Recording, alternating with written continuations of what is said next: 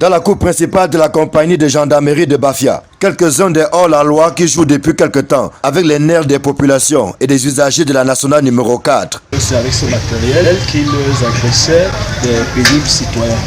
Alors nous voulons rassurer les populations que nous continuons de travailler et nous les invitons à collaborer avec nous en nous donnant le renseignement pour que nous soyons plus efficaces sur le terrain. Pris la main dans le sac, dans leur mauvais jeu, le procureur de la République a été sans pitié et c'est à la prison de Bafia qu'ils méditent désormais sur leur sort en attendant d'être traduits en justice. Ce sont au total une vingtaine de jeunes qui ont été interpellés et les autorités administratives ainsi que les forces de maintien de l'ordre n'entendent pas s'arrêter en si bon chemin. Aussi chacun a-t-il été mis devant ses responsabilités face à l'insécurité grandissante, surtout que l'ennemi ne vient pas de loin. Comme ce sont les enfants issus du département, il n'y a pas beaucoup de dénonciations et qui profitent de ces silences de notre population pour continuer à commettre ces faits.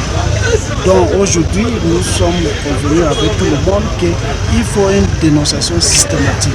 Parce que les parents, les frères, les amis qui ne dénoncent pas, ces enfants qui deviennent délinquants vont venir les perturber dans leurs différentes activités.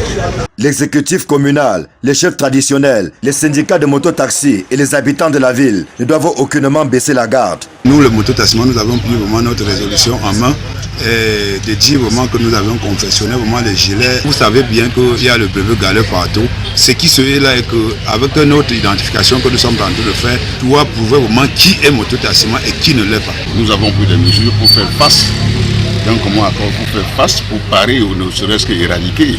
Puisque ce n'est pas facile et on va travailler dans ce sens pour ramener la paix, la sécurité qui a existé longtemps dans le département de Banoulou et puis en particulier à Bafia. La réactivation des comités de vigilance et le retour de la police municipale au niveau du Grand Carrefour Bafia sont également préconisés. Et les maires ont aussi décidé d'aider ces comités de vigilance pour que être nos yeux et nos oreilles pour nous aviser à temps quand il y a les délinquants qui veulent opérer dans nos différentes villes. Donc, nous les encourageons et nous les demandons de faire que ces comités de vigilance soient opérationnels.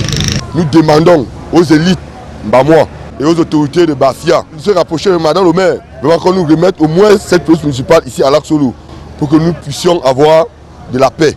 Ville Carrefour, à cheval entre Yaoundé et Bafoussam, Bafia est l'objet depuis quelque temps des agressions de toutes sortes, perpétrées par des jeunes sans foi ni loi. Les autorités de la ville ont pris la pleine mesure de la menace et n'entendent lésiner sur aucun moyen pour ramener la paix et la sérénité dans le chef-lieu du département du BAM et Inoubou.